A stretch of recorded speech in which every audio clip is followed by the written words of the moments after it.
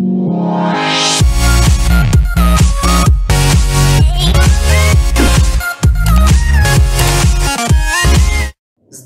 скъпи приятели, аз съм Мартин Антов или както вече знаете, просто Марто. Днес ще направя едно малко по-различно видео. Ще взема интервю на хаштаг Ева, хаштаг Кифла.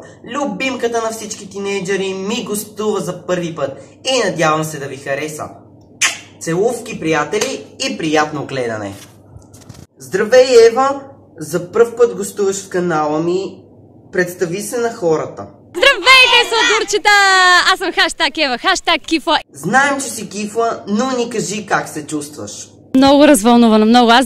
За какво се вълнуваш?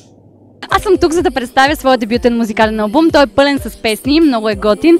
Освен песни, за първи път вече тук има нещо ново, виждате ли го добре? Има и инструментали. 3 хитови инструментала на любимите песни на всички поколения в България.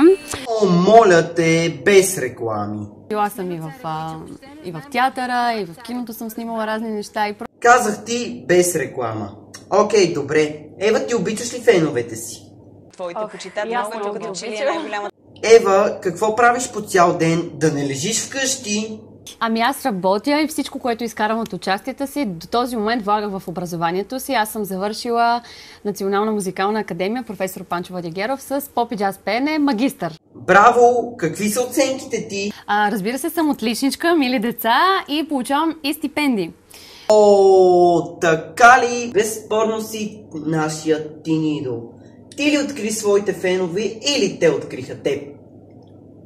Истината е, че наистина те ме откриха. Аз просто съм себе си и се оказа, че тази аудитория, те първи ме хванаха, така да се каже. Те ме вкараха във вълната на шоу-бизнеса и благодарение на децата и на тинейджерите, вече всички знаят за мен, така че искам да ви кажа, че децата са силата на България, така че трябва да си обичаме децата. Скоро очакваме новата ти песен "Ти и аз".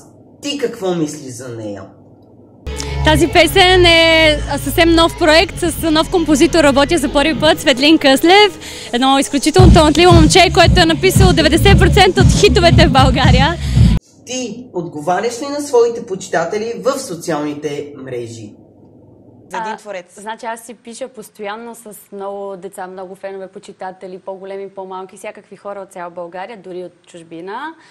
И е много яко да си пишеш с някой. Но тези фен срещи са великолепни, неповторими, защото се виждаш на живо. Здравейте, скъпи приятели! Надявам се видеото да ви е харесало. Ако е така, оставете едно лайкче, напишете по едно коментарче долу, абонирайте се за канала ми, цъкнете камбанката. Както повечето от вас знаят, до сега снимах с телефона, но от сега нататък ще снимам с ето това прекрасно нещо. Може да го видите. Уникално! Ще снимам с него най-различни видеа, за това абонирайте се за канала ми, цъкнете камбанката и помнете, за да са ви хубави лицата, по-малко злоба в сърцата. Чао, чао, приятели, до следващото видео!